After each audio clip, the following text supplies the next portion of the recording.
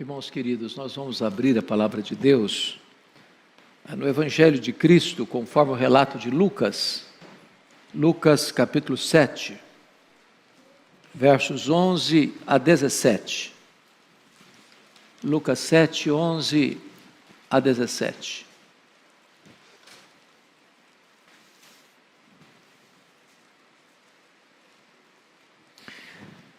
Está escrito: em dia subsequente, dirigia-se Jesus a uma cidade chamada Naim, e iam com ele os seus discípulos e numerosa multidão. Como se aproximasse da porta da cidade, eis que saiu o enterro do filho único de uma viúva, e grande multidão da cidade ia com ela. Vendo-a, o Senhor se compadeceu dela e lhe disse: não chores. Chegando-se, tocou o esquife e, parando os que o conduziam, disse: jovem, eu te mando, levanta-te. Sentou-se o que estivera morto e passou a falar. E Jesus o restituiu à sua mãe. Todos ficaram possuídos de temor e glorificavam a Deus, dizendo: grande profeta se levantou entre nós, e Deus visitou o seu povo. Esta notícia a respeito dele divulgou-se por toda a Judeia e por toda a circunvizinhança. Amém. Eu quero pensar com vocês sobre o tema: quando Deus visita o seu povo. Quando Deus visita o seu povo. Este relato tem como base uma pequena família. Nesta família aconteceram algumas alegrias. Primeiro o casamento, depois o nascimento de um filho, que veio a ser a esperança do casal. Mas um dia o marido morre, deixando a mulher viúva com um filho para criar. Esse filho era não só o centro dos afetos dessa mãe viúva, mas era a garantia do seu futuro. Porém, a doença chega também na sua casa outra vez, e o filho adoece, e o filho é arrancado das suas mãos, e o filho único dessa viúva morre. Morre com ele a esperança. Morre com ele o futuro, morre com ele o amanhã. E esta mulher vai levando para o cemitério, não apenas o seu filho único, mas ela vai levando para o cemitério o seu futuro. Diz a Escritura que numerosa multidão acompanha esta viúva enlutada, para enterrar seu filho único. E no verso 12 somos informados que Jesus também se aproxima dessa cidade, dia depois de fazer um grande milagre, da cura de um servo de um centurião, acompanhado dos seus discípulos, acompanhado de uma grande multidão. Quando então na saída da cidade para uma caravana e na entrada da cidade para outra caravana, as duas se encontram. Uma levando um filho morto, destinado a viver. A outra liderada por um filho único, destinado a morrer. E nesse momento então, acontece algo sublime, acontece algo glorioso, inusitado, inesperado, extraordinário. Jesus para o cortejo fúnebre, para espanto e surpresa de todos. Jesus olha para aquela mulher viúva, enlutada, chorando, e diz a Bíblia que ele a vê, que ele se compadece dela, que ele dá uma ordem para ela: não chores, que ele estanca a sua dor, dando uma ordem ao que estivera morto para se levantar. A morte tem ouvidos, e a morte precisa ouvir aquele que é a ressurreição e a vida. E aquele que estivera morto se levanta, e Jesus devolve aquele filho único à sua mãe. E a reação da multidão é notória. Diz o texto que todos ficaram possuídos de temor e glorificavam a Deus, dizendo: grande profeta se levantou entre nós, e Deus visitou o seu povo. Aqui é a manifestação do Filho de Deus. Aqui é a manifestação daquele profeta prometido lá para Moisés, que Deus levantaria um profeta semelhante a Moisés, mas mais poderoso, o próprio Filho de Deus. Como lemos aqui hoje, Deus falou muitas vezes, de muitas maneiras, aos pais pelos profetas, mas agora Ele nos fala pelo Filho, a sua máxima revelação. E diz a Bíblia que este fato foi divulgado por toda a Judéia. Notem vocês que o milagre acontece lá na Galileia, lá no norte da nação, mas ele reverbera, ele ressoa para outras regiões, chegando ao sul da nação, chegando à Judéia e toda a circunvizinhança. Esse texto então enseja-nos 6 lições que eu passo a descrever com os meus irmãos a partir de agora, com o tema: quando Deus visita o seu povo. A primeira lição que eu quero destacar, irmãos, é que Jesus enxerga a nossa dor. Veja comigo, por favor, o versículo 13. Vendo-a o Senhor. É notório isso, que não diz o texto que essa mulher viu a Jesus, nem que qualquer outro membro da parentela visse a Jesus, ou mesmo que a multidão, a caravana da morte que acompanhava esta mulher, visse Jesus. É Jesus quem toma a iniciativa, é Jesus quem abre a porta da esperança e vê esta mulher. E notem comigo que o cenário era um cenário dos mais dramáticos, porque eu estou falando da morte de um jovem, eu estou falando da morte de um filho único, eu estou falando da morte de um filho único de uma viúva, eu estou falando de um caixão que levava seu filho e seu futuro. E diz a Bíblia que Jesus vê, Ele vê. E a primeira verdade que eu gostaria de aplicar hoje aqui para nós, irmãos, que bendito seja Deus, nós não estejamos no mesmo cenário, da mesma circunstância, mas também há cenários na nossa vida, na nossa família, que nos incomoda, que nos inquieta, que nos aflige. E talvez, mesmo indo e vindo, mesmo trabalhando, mesmo descansando, mesmo vindo para a casa de Deus, nós carregamos na nossa alma algumas dores, alguns dramas, algumas angústias, que nós não sabemos lidar com elas, nós não temos poder para resolvê-las. Há alguns nós na nossa vida que nós não temos força para desatá-los. E eu quero dizer a você que está aqui hoje, você que nos acompanha, que Jesus também vê você. Ele vê você. Ele sabe quem é você. Ele conhece o seu passado. Ele conhece os seus traumas, os seus dramas, as suas dores, as suas lágrimas. Ele sabe como você está nesta manhã. Ele vê você, como viu aquela multidão, como ovelhas que não tinham pastor. Como ele viu aquele homem cego de nascença, que não havia outra chance para ele ser curado de uma doença, ou melhor, de uma situação física que nunca na história houvera sido revertida. Foi a primeira vez que um cego de nascença foi curado na história da humanidade. e Jesus o vê.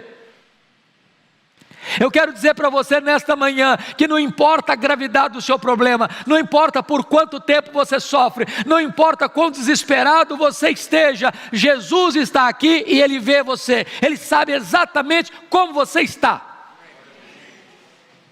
A segunda lição desse texto, irmãos, é que Jesus se compadece de nós em nossa aflição. Vejam vocês no verso 13, que está escrito: vendo-a o Senhor se compadeceu dela. Eu acho isso impressionante, porque essa mulher não faz nenhum pedido para Jesus. Talvez ela está tão envolvida na sua dor e tão mergulhada no oceano das suas lágrimas, que ela não espera nada, ela não acredita em mais nada, ela não tem esperança nenhuma. Todas as suas esperanças estavam dentro daquele caixão para serem levadas para uma sepultura com seu filho. Essa mulher talvez já tinha jogado a toalha. Mas, mesmo mergulhada na sua dor, naufragando nas águas revoltas das suas lágrimas, diz a Bíblia que Jesus se compadece dela. E a palavra compadecer é uma palavra muito linda e rica, que significa padecer com. Não é mera simpatia. A palavra simpatia é você sofrer com. Mas a palavra compaixão é você sofrer dentro. É como se você mudasse de endereço e entrasse debaixo da pele da pessoa que está sofrendo. É você se colocar no lugar dela, como se ela fosse. E quando essa mulher vem chorando, diz a Bíblia que Jesus entra dentro da sua dor, mergulha no drama dela, sente com o coração dela, vê o desespero dela com os olhos dela, sente na alma a dor da alma dela e se compadece dela. Eu quero dizer a você que o Senhor Jesus não é insensível aos seus dramas, às suas dores, às suas lágrimas, ao seu sofrimento.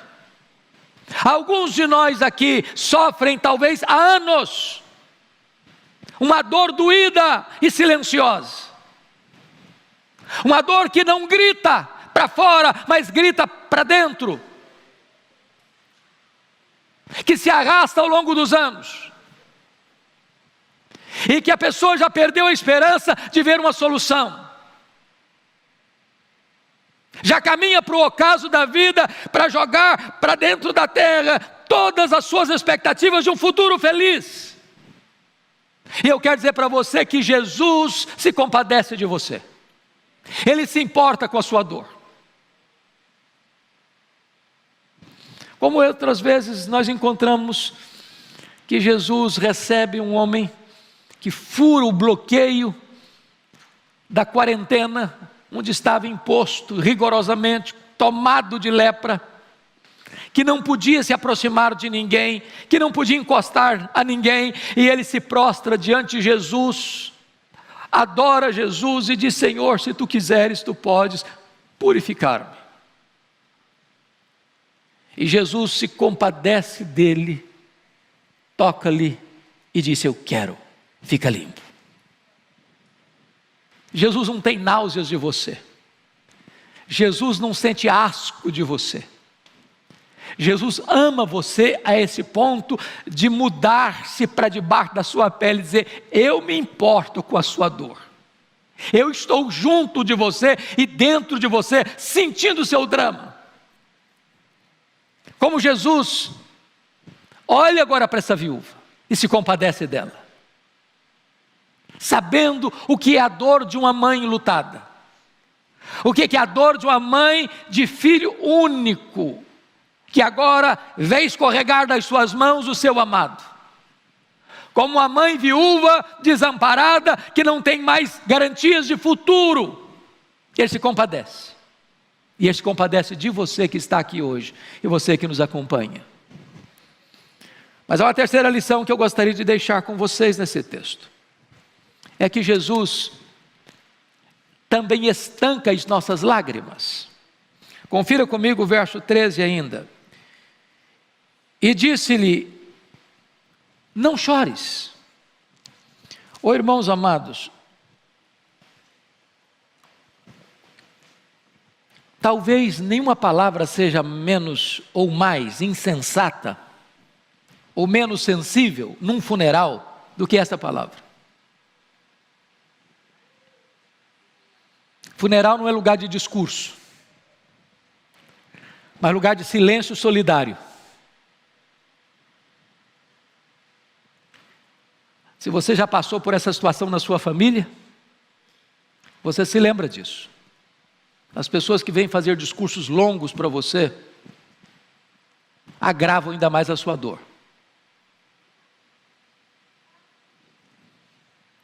Porém, quando Jesus disse para essa mulher: não chores, Ele não está dando uma sugestão, Ele está dando uma ordem. E ao dar esta ordem, Ele dá também o poder para estancar as lágrimas. Porque Jesus não tem apenas compaixão, Ele tem também poder. Porque compaixão sem poder é fraqueza. Poder sem compaixão é tirania. Mas Jesus tem compaixão e tem poder. Ele é capaz de sentir o seu drama e é capaz de resolvê-lo. Ele é capaz de sentir a angústia que ronda e cerca a sua alma e é capaz de debelar essa angústia. E Ele está dizendo para você hoje: não chores. Como Ele disse para aquele paralítico de Betesda, 38 anos numa maca: levanta-te. Um paralítico não pode levantar, um paralítico não pode andar, mas debaixo da ordem de Jesus, ele pode. Pedro disse para Jesus: o mar hoje não está para peixe. Mas de repente acende-lhe um lampejo de fé na alma e diz: mas sob a tua palavra eu lançarei as redes. E se você lançar as redes, em nome de Jesus, o cardume aparece. Jesus disse para um homem da mão mirrada: estenda a tua mão. E aquele que estiver com a mão seca e nunca pudera fazer isso, sob a ordem de Jesus, a mão se estende, curada, restabelecida. Jesus dá uma ordem para dentro da sepultura de Lázaro, que já estava em estado de decomposição: Lázaro, vem para fora. E a morte tem que ouvir e arrancar as garras de Lázaro, e ele ressuscita com vida plena. Pois Jesus está aqui hoje dando uma ordem para você: pare de chorar, porque eu sou a solução. Eu trago a solução, eu trago a resposta, eu trago a libertação, eu trago o perdão, eu trago o consolo, eu trago a restauração para a sua vida. Não chores. Mas há uma quarta lição que eu gostaria de destacar no texto. Jesus triunfa sobre a morte que nos espreita. Olha comigo o verso 14. Chegando-se, tocou o esquife, e parando os que o conduziam, disse: jovem, eu te mando, levanta-te. O que é maravilhoso é que Jesus não se afastou, Jesus se aproximou. Há determinadas situações em que, ao perceber que o drama é muito grande, o sofrimento é muito grande, e a nossa impotência é tão grande quanto o sofrimento do outro, nós nos afastamos. Mas quanto mais grave é o seu problema, mais Jesus se aproxima de você. Aproximando-se. E diz o texto que Jesus tocou o caixão, tocou o esquife. E parando os que o conduziam, eu imagino uma reação da multidão, eu imagino o murmúrio que surgiu por Jesus interromper um cortejo fúnebre. Mas diz a Escritura que Jesus agora dá uma ordem: jovem, ele não diz eu te peço, eu te aconselho, eu te sugiro, eu te recomendo. Não. Jovem, eu te mando, levanta-te. Mas um morto não escuta.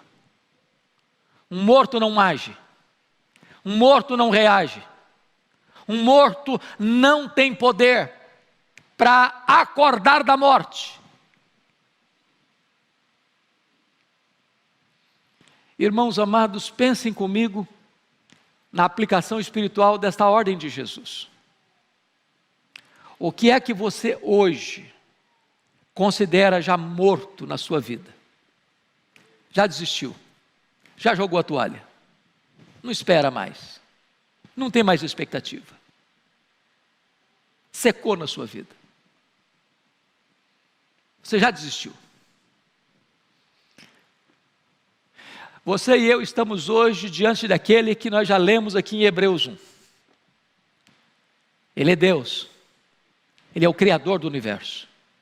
Ele é o Redentor da humanidade. Ele é aquele que venceu a morte e está sentado à majestade de Deus. Ele é maior do que os anjos. Ele tem todo o poder e Ele tem toda a autoridade nos céus e na terra. E aquilo que hoje você diz assim, acabou, não tem mais jeito, não tem mais esperança, não tem mais solução, não pode mais ser revertido, pois Jesus está dando uma ordem a você, eu te mando, levanta-te. O que dá ordem dá o poder para que a ordem se cumpra. Ele é a ressurreição e a vida. E é por isso que a Escritura diz que no último dia, o glorioso dia da sua vinda, os mortos ouvirão a sua voz e sairão dos túmulos, uns para a ressurreição da vida, outros para a ressurreição do juízo. Ele não teve apenas poder, Ele tem poder, Ele sempre terá poder, Ele é imutavelmente o mesmo. Quando Ele vier em majestade e glória, acompanhado de um séquito glorioso de anjos e dos remidos, os mortos em Cristo ressuscitarão primeiro, e depois os que estiverem vivos serão transformados e arrebatados para encontrar o Senhor Jesus nos ares. Aquele que venceu a morte, aquele que arrancou o aguilhão da morte, aquele que é a ressurreição e a vida, está aqui nesta manhã, e Ele está dizendo, levanta-te, levanta-te.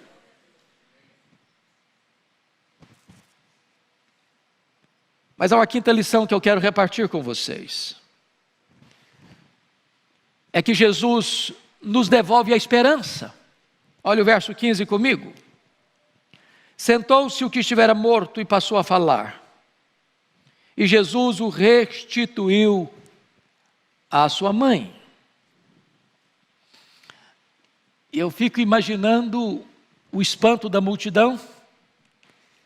Eu fico imaginando esse moço se levantando e olhando ao seu redor, não sabendo exatamente onde está, não sabendo talvez exatamente por que a multidão está toda ali.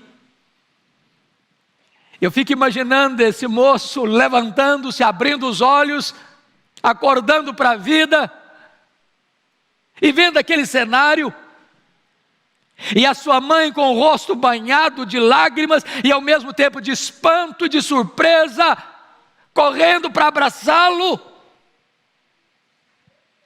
E Jesus restaura a vida, e Jesus restaura a esperança, e Jesus restaura aquela casa, e Jesus restaura aquela família, e onde havia morte agora tem vida, onde havia choro agora tem alegria, onde havia desespero agora tem esperança. Talvez você veio para cá hoje com marcas profundas de dor, e você pode voltar para casa hoje com marcas profundas de consolo. Talvez você veio para cá hoje com o coração apertado de angústia, e hoje um bálsamo de Gileade pode ungir a sua alma, balsamizar o seu coração, enxugar as suas lágrimas e devolver a esperança para a sua vida. Quando Deus visita o seu povo, profunda compaixão, infinita sabedoria, ilimitada autoridade, maravilhoso poder, bendito Salvador. Eu quero concluir com a sexta e última lição que eu quero destacar nesse texto. O resultado disso, a consequência deste portentoso milagre, aliás, a primeira ressurreição realizada no ministério de Jesus, ele vai realizar mais 2 ressurreições, a filha única de Jairo e o irmão único de 2 irmãs, Marta e Maria, a ressurreição de Lázaro. Mas confira comigo os versos 16 e 17. Você pode ler comigo em voz alta esses 2 versos, por favor? Vamos juntos? Todos ficaram possuídos de temor e glorificavam a Deus, dizendo: grande profeta se levantou entre nós, e Deus visitou o seu povo. Esta notícia a respeito dele divulgou-se por toda a Judeia e por toda a circunvizinhança. Quando Jesus faz um milagre na nossa vida e na nossa casa, isso produz reverência e temor. As pessoas vão perceber que esse Jesus que cremos, ele não é apenas um nome, ele é uma pessoa que está viva, que é o autor da vida e que ele está conosco e que ele age. Isso produz temor. Mas o texto diz que isso produz glória para Deus. E diz o texto que todos glorificavam a Deus. E diz mais, isso traz também a convicção de que a palavra de Deus e as promessas de Deus são fiéis e verdadeiras, porque todos diziam: um grande profeta se levantou entre nós. Isso era uma promessa de Deus, lá em Deuteronômio 18. Deus levantaria um profeta, não um profeta qualquer, mas semelhante a Moisés, maior do que Moisés, o seu próprio filho. E a convicção agora é que este profeta chegou, é que o Messias chegou, é que o Filho de Deus chegou, é que a promessa de Deus se cumpriu, é que quando Deus fala, você pode dar crédito ao que Ele diz, porque as suas palavras são fiéis e verdadeiras. E mais, diz o texto, e Deus visitou o seu povo. Eu quero dizer para você que Deus visitou o seu povo, Deus visitou a sua igreja, Deus visita nesta manhã a sua igreja pela sua palavra. Ele está aqui, e Ele é o mesmo, e Ele tem o mesmo poder, e Ele tem a mesma compaixão.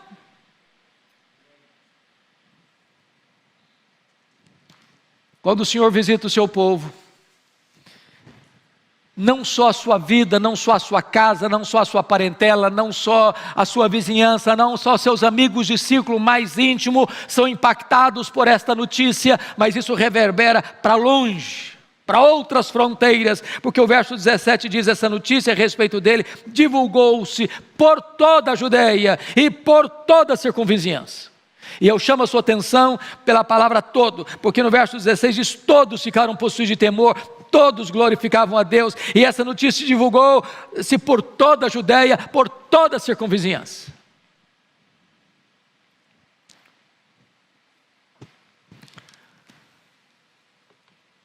Talvez hoje você esteja engrossando uma multidão que carrega tristeza e dor. Num ano de pandemia, onde tantas pessoas estão sofrendo, tantas famílias enlutadas. Eu estava sexta-feira à noite em Belo Horizonte, encontrando alguns pastores queridos, dentre eles pastor Paulo Mazzoni, e ele me disse que na sua célula, pequenos grupos, com 31 pessoas, só dentro da sua célula, 6 pessoas foram ceifadas nessa pandemia. Tanta dor, tanta lágrima, tanto choro. Talvez você que veio aqui hoje passou por esse drama na família, ou por um parente achegado, ou por um amigo próximo. Talvez você que está aqui está vivendo uma situação que carece de uma intervenção sobrenatural e milagrosa do Senhor Jesus. Pois Ele está aqui hoje. E Ele pode hoje estancar suas lágrimas, terapeutizar sua dor e fazer o que nenhum homem tem poder para fazer, porque Ele é o Todo-Poderoso Deus. Eu quero orar com vocês, colocar a vida de cada um de vocês nas mãos do Senhor. Se você tem uma causa para colocar nas mãos de Jesus, faça isso agora. Feche os seus olhos, vamos orar.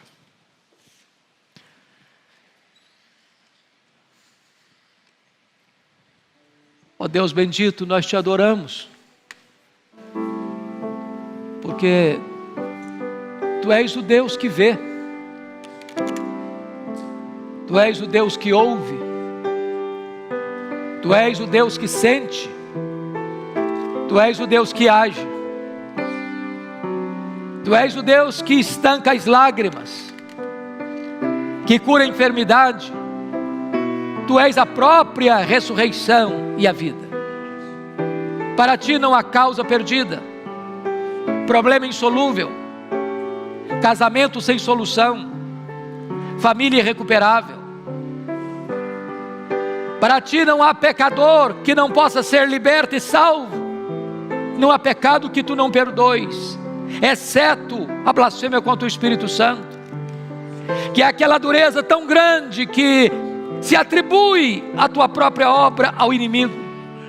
Meu Deus, em nome de Jesus, visita o Teu povo nesta manhã, trazendo consolo, trazendo paz, trazendo alívio, trazendo cura, trazendo libertação, trazendo salvação, trazendo redenção.